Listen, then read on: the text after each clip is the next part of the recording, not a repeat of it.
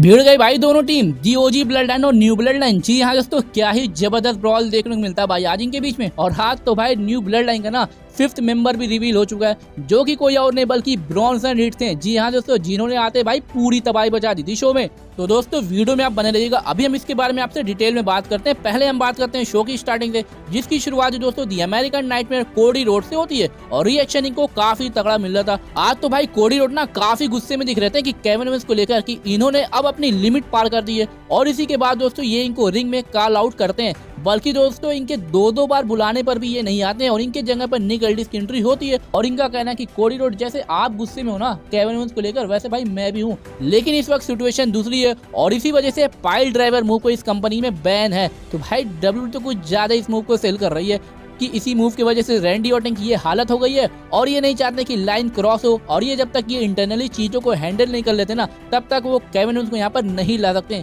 तो भाई निक एल्डिस ने जो साफ इनकार कर दिया है कि अभी के लिए तो ये केविन ओवेंस को यहाँ पर नहीं ला सकते। लेकिन तभी दोस्तों कोडी रोड का कह रहा है ना कि हाँ सही, आप काफी अच्छा काम कर रहे हो भाई उनके लिए। मतलब दोस्तों आज कोडी रोड को भाई केविन ओवेंस किसी भी हालत में चाहिए थे। और इसी पे भाई फिर ये निक एल्डिस है ना अपनी जगह रहकर सोचने की बात भी करते हैं कि आप भी एक रेसलर थे और अभी भी हो। और ये सूट से अब बाहर निकल कर सोचिए क्या होता अगर आप मेरी जगह पर होते। उस एम्बुलेंस में रैंडी ऑर्टन के साथ इनकी जो भी हालत हुई है ना, इसका जिम्मेदार भाई केविन ओवेंस मुझे बता रहे हैं कि मेरी वजह से इनकी हालत हुई है। अब मुझे याद है कि जब रेसलमेनिया 40 का मेरा मोमेंट आया था ना, तो उस टाइम रैंडी ऑर्टन ने मुझे अपने कंधों पर उठाकर मुझसे बोला था I am proud of you. और अब मेरी वजह से इनकी ऐसी हालत हुई है तो भाई केविन ओवेंस से बदला तो मुझे जरूर लेना है। लेकिन अगर आप ये चाहते हो कि मैं उनके घर जाकर तोड़फोड़ करूं और उन पर अटैक करूं, तो मुझे नहीं लगता कि आप अपने टॉप चैंपियन से ये चाहेंगे। और इसके बाद दोस्तों लास्ट में ये निक एल्डिस से इसका सॉल्यूशन मांगते हैं और फिर वहां से चले जाते हैं और फिर ये सेगमेंट भी वहीं से एंड हो जाता है। और भाई सॉल्यूशन क्या ही हो सकता है, मैच मिल जाएगा इनको और क्या।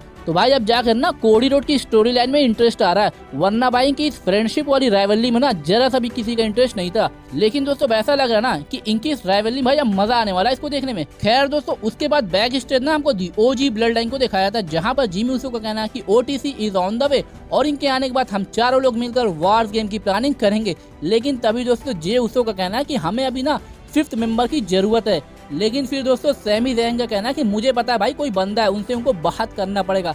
मतलब भाई लास्ट वीक से इनका दिमाग में जो भी बंदा आ रहा है ना, वो उनका साथ ही नहीं दे रहा है। और वैसे भी ये हम सभी को पता ही चल चुका है कि वो बंदा कोई और ही है, ना कि सैमी ज़ैन का फ्रेंड होगा। उसके बाद दोस्तों शो पर हमको पहला round women's United States championship के लिए देखने को मिलता है और वो भी triple threat, Bayley versus Candice LeRae versus BFF के बीच में। मैच दोस्तों ये काफी तगड़ा था, बल्कि यहाँ पर ना कोशिश तो भाई तीनों लोग ने काफी की थी इसको जीतने की। लेकिन लास्ट में दोस्तों बेली को अपर हैंड मिलता है, BFF के मूव को ये काउंटर करते हुए रोल अप के सारे पिन करके मैच में विक्ट्री ले लेती हैं। तो दोस्तों बेली अब नेक्स्ट राउंड के लिए क्वालिफाई हो चुकी हैं। तो देखते हैं अब नेक्स्ट ये किसको फेस करती है। उसके बाद दोस्तों शो पर हमको एल नाइट का सेगमेंट देखने को मिलता है और रिएक्शन तो इनको भाई हमेशा की तरह ना काफी तगड़ा मिल रहा था। और इनका कहना है कि क्राउन जूल के बाद भी ये अभी भी चैंपियन है और सैमी ज़ैन ने इनको इन्विटेशन दिया था भाई की ब्लड लाइन के ये सिविल वार में ना 5th मेंबर बने, लेकिन उनको इनसे कोई मतलब ही नहीं है। यानी भाई एलन नाइट ने भी रिजेक्ट कर दिया, भाई वो तो होना ही था। और इसी के बाद दोस्तों हमको एलन नाइट की तरफ से यूएस चैंपियनशिप के लिए ओपन चैलेंज देखने को मिलता है। जी हाँ दोस्तों, भाई जॉन सीना के टाइम की याद दिला दी थी इन्होंने तो। और इनके इस चैलेंज को दोस्तों सैंटो एस्कोबार एक्सेप्ट करने के लिए आते हैं, लेकिन एलन नाइट का कहना कि हम लोग भाई ऑलरेडी लड़ चुके हैं,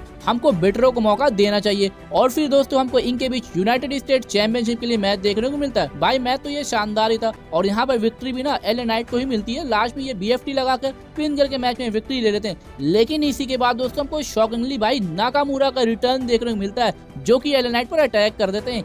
यानी भाई हील तो ये अभी भी है, लेकिन काफी टाइम बाद भाई इनको देखा गया है टेलीविजन पर और आते भाई इन्होंने यूएस चैंपियन के ऊपर शॉट ले लिया है। तो भाई अब देखते हैं ना आगे इनकी बुकिंग कैसे होती है, क्योंकि पिछले कुछ टाइम से कुछ खास तो थी नहीं, लेकिन इनका ये गिमिक देख कर तो भाई ऐसे ही लग रहा है कि कुछ ना कुछ बड़ा तो ये जरूर करने वाले आगे। खैर दोस्तों वैसे आपका क्या रिएक्शन था नाकामुरा के रिटर्न को लेकर, हमको जरूर बताइएगा। उसके बाद दोस्तों बैक स्टेज ना हमको लॉकर रूम में फिर से ओजी ब्लड लाइन को दिखाया था, जो कि काफी टेंशन में दिखाई दे रहे थे। और तभी भाई वहां पर रोमन रेंस की एंट्री होती है और एरिना में भाई OTC के चैन लगने भी शुरू हो गए थे।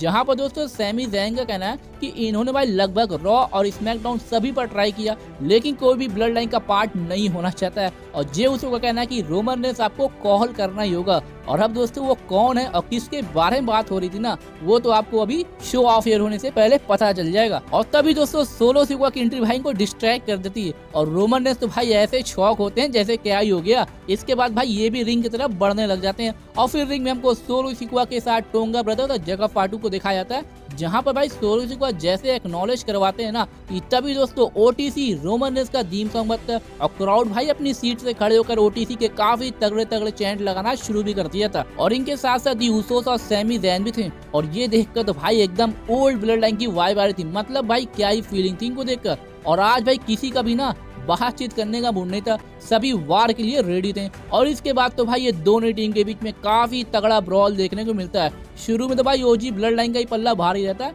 लेकिन इसके बाद भाई जैकब फाटू, रोमन रेंस और सैमी जैन की हालत खराब करते हुए फिर ये जे उसो पर किक लगाते हैं और जिमी उसो पर भी। इसके बाद तो भाई ना सैमी जैन को सेव करने के लिए रोमन रेंस भाई सोलो सिकुआ पर स्पेयर भी लगा देते हैं और यहाँ पर लगा भाई ओजी ब्लड लाइन टॉप पर है। लेकिन तभी दोस्तों हमको जैकब फाटू और रोमन रेंस के बीच ना फेस ऑफ देखने को मिलता है और ये भाई जैसे कुछ करते हैं तभी दोस्तों पीछे से भाई ब्रॉन्सन रीड आकर अटैक कर देते हैं रोमन रेंस पर।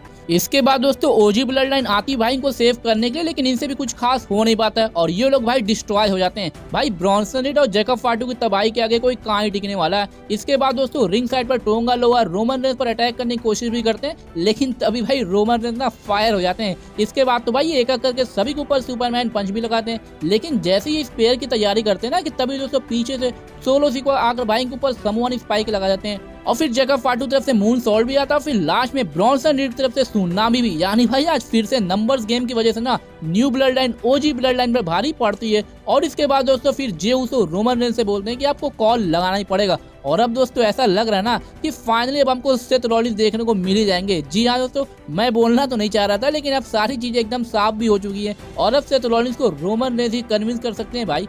तो भाई मजा आ गया भाई आज के इस ब्रॉल को देखकर और अब जाकर ना कुछ हाइप दिख रही भाई इस वॉर गेम को लेकर और एक्साइटमेंट लेवल भी अब हाई हो चुका है भाई इसको लेकर।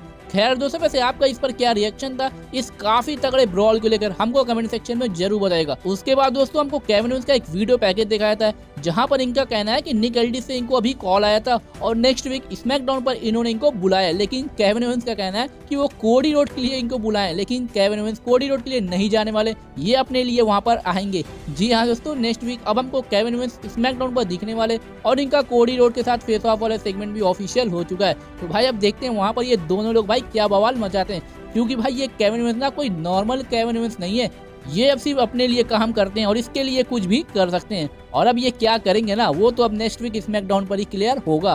खैर दोस्तों, उसके बाद शो पर हमको motor city machine gun versus street profit के बीच में टैग टीम चैंपियनशिप के लिए मैच देखने को मिलता है और मैच तो भाई ये काफी तगड़ा था, बल्कि शुरू में ना काफी अच्छे पेस पर चलता भी है, बल्कि एमसीएमजी की तरफ से फ्लैट नाइनर और ड्रॉप किक का कॉम्बिनेशन भी आता है, लेकिन इसके बावजूद इनको मैच में विक्ट्री नहीं मिलती है। लेकिन दोस्तों इसके क्लोजिंग मोमेंट पर ना भाई जब मॉन्टेज फॉर टॉप रोप पर से मूव के लिए जाते हैं ना कि तभी दोस्तों आउट ऑफ नोवेयर भाई टोमासो चैंपा आकर इनके ऊपर अटैक कर देते हैं और मैच नो कॉन्टेस्ट में एंड हो जाता है। तो भाई यहाँ से तो ये लग रहा है कि टोमासो चैंपा का ना हील टर्न की शुरुआत हो चुकी है, बल्कि दोस्तों जॉनी गार्गानो आते भी है इनको समझाने के लिए, लेकिन भाई ये इनको ऊपर भी अटैक करके वहाँ से चले जाते हैं। तो दोस्तों यहाँ से तो ये क्लियर हो चुका है कि या तो टोमासो चैंपा का हमको हील टर्न देखने को मिलेगा या तो DIY का ही। जी हाँ दोस्तों, तो दोस्तों ये तो अब आगे ही क्लियर होगा, लेकिन भाई अगर ये हील जाते हैं ना तब तो भाई इनको देखना और भी ज्यादा इंटरेस्टिंग होगा। तो दोस्तों अब देखते हैं क्या WWE ऐसा करती भी है नहीं। वैसे भाई मैं तो प्रीफर करूंगा ना कि DIY का भाई हील टर्न करवा दें, उसमें भाई ये और भी ज्यादा डोमिनेंट दिख सकती है। खैर दोस्तों, इसके बाद शो पर हमको मेन इवेंट मैच देखने को मिलता है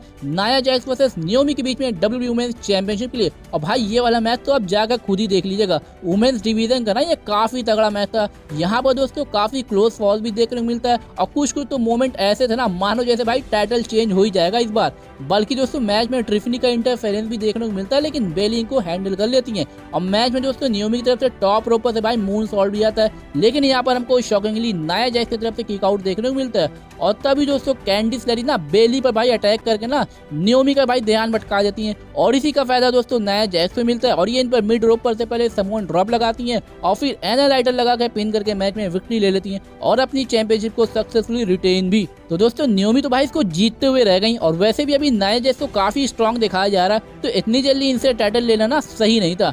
लेकिन दोस्तों शो क्लोज होने से पहले ना भाई हमको लॉकर रूम में रोमन रेंस को दिखाया था, जहां पर भाई ये ना वाइस मैन को कॉल करते हैं और क्राउड तो भाई काफी ज्यादा एक्साइटेड हो गया था इसको सुनकर। लेकिन उनका भाई नंबर सर्विस एरिया के बाहर बता रहा था। इसके बाद तो भाई रोमन रेंस एकदम ना मानो जैसे सदमे में चले गए भाई, उनका फोन ही गिर जाता है और फिर शो भी वहीं से ऑफ एयर चला जाता है। तो भाई जाते जाते तो डब्ल्यूडब्ल्यूई ना हम लोग को भाई एक सस्पेंस में डाल दिया कि वाइस मैन का नंबर तो भाई लग ही नहीं रहा है, यानी वो है कहाँ भाई। अब ये रोमन रेंस के लिए जरूर प्रॉब्लम होने वाली है। तो दोस्तों अब देखते हैं आगे डब्ल्यूडब्ल्यूई इस चीज को कैसे लेकर चलती है, और सबसे बड़ी बात की अब रोमन रेंस आगे क्या करेंगे ना इसको लेकर, ये देखना और भी ज्यादा इंटरेस्टिंग होने वाला है। तो भाई आज का शो तो काफी तगड़ा था। अब वार्स गेम की हाइप भी ना अब दिख रही है भाई, तो देखते हैं अब आगे और क्या होता है, क्योंकि अभी तो भाई 2 स्मैकडाउन का शो और भी बचा है, तो वहां पर हमको जरूर एक और तगड़ा ब्रॉल देखने को मिल सकता है ब्लड लाइन के बीच में। खैर दोस्तों वैसे आपको कैसा लगा आज का स्मैकडाउन हमको कमेंट सेक्शन में जरूर बताएगा, और अगर दोस्तों ये वीडियो अच्छी लगी इसको लाइक और ज्यादा शेयर जरूर करिएगा ऐसी डब्ल्यूडब्ल्यूई की इंटरेस्टिंग वीडियोस के लिए।